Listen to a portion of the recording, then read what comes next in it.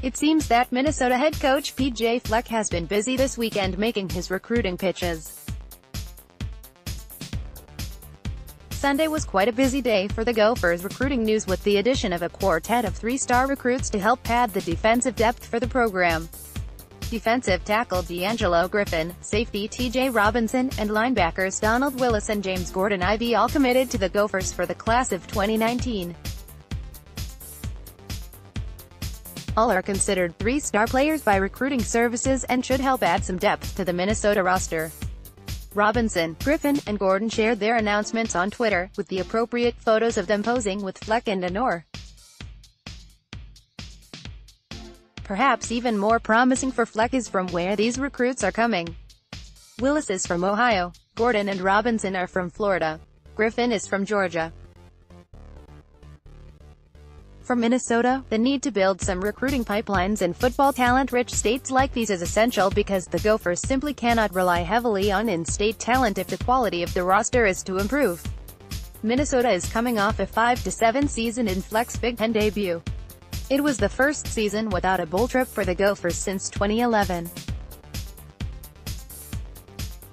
Follow at Kevin Onk FB. A little over a month after leaving an ACC school, Tony Pilato has landed at another level of the sport.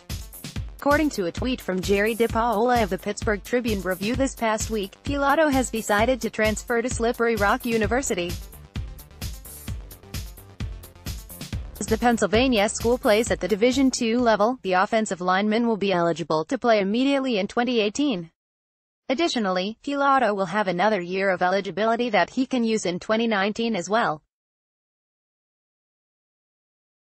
Former Pitt offensive lineman Tony Pilato will transfer to Slippery Rock and have 2 years of eligibility. Jerry DePaola, at JDPaola.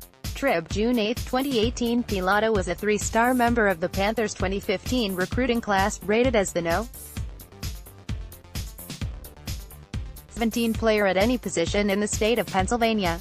He played in 12 games during his 3 years at Pitt, with all of that action coming last season. There may have been some slight panic attacks for the Clemson football program this weekend after an auto dealer posted an image of wide receiver T. Higgins in front of a top-of-the-line sports car.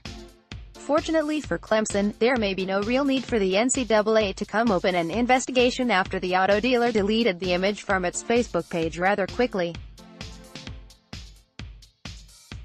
The photo of Higgins came from True Auto Mart in Piedmont, South Carolina. With Higgins posing in front of a McLaren Spider valued at about $200,000, the message from the dealer thanked Higgins for coming to purchase a vehicle at the dealer. Naturally, with a message attached to a photo of a prominent wide receiver from a college football program, it was easy for many to come to a quick conclusion that Higgins bought the car in the photo.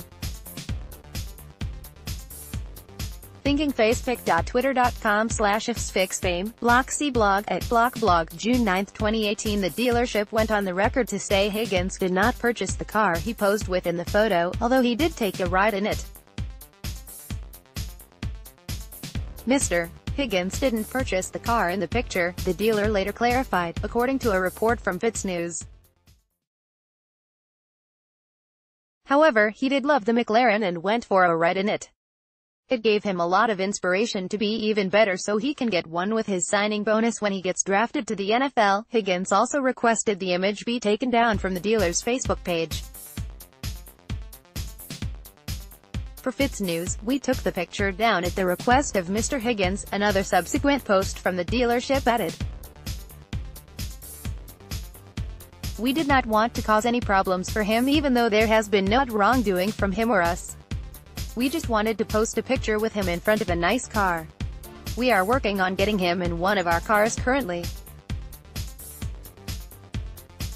We never said he bought the car he was standing in front of. Our other pictures we have of customers states the car they bought. This picture never stated what car he bought, if any. People are always quick to judge and come to a false conclusion.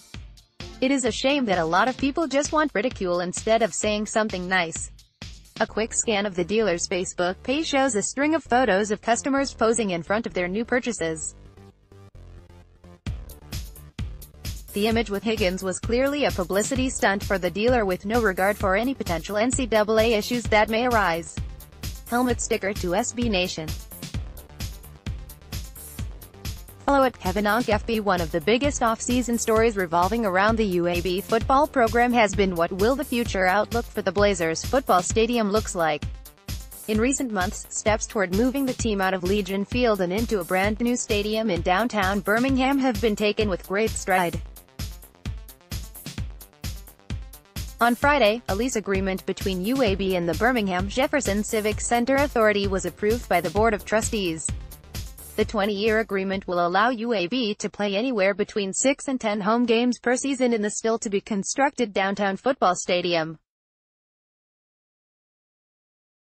According to a report from AL.com, each home game will cost UAB $25,000 over the course of the first 10 years, after which point the cost per game will be renegotiated for the remainder of the contract. In addition to home games, UAB will also pay $10,000 for each UAB spring game and will pay $15,000 for any postseason game that may take place in the new stadium, for example, a Conference USA Championship game. As part of the deal, UAB will be able to hold up to 20 practices per year in the new stadium at no extra cost, and UAB football schedule will take priority over any other events to be held in the stadium. The cost of playing games in the newly constructed stadium will run $10,000 higher than what UAB currently pays to hold home games in aging Legion Field.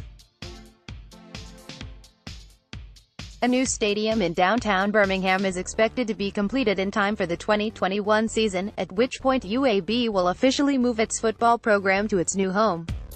UAB has played home games in Legion Field in Birmingham since the program started in 1991. Originally constructed in 1926, Legion Field has long been a staple of football in the state of Alabama that has hosted the Iron Bowl between Alabama and Auburn as well as professional football teams from the USFL, CFL, XFL and more. Legion Field is the current home of the Birmingham Bowl.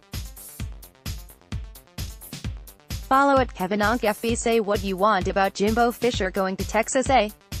Not long after it surfaced that the school had added former LSU general manager Austin Thomas to the staff in a player personnel role, it seems the Aggies signed up another person with experience in the league by naming former Alabama staffer Leah Knight as the program's new director of recruiting.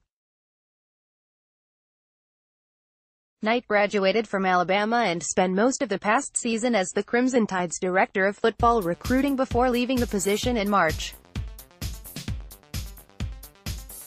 Seems the pull of SEC football is just too strong, however, and she wound up linking back up with a Nick Saban disciple in Fisher to help with his efforts to recruit the Lone Star State. Prior to her short stint in Tuscaloosa, Knight also held similar recruiting-focused positions on Mike Bobo's staff at Colorado State and under Willie Taggart's staff at USF.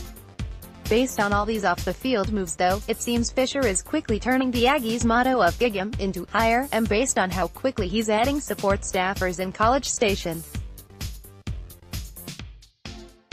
We're not sure that was the original aim of Saban's famed process, but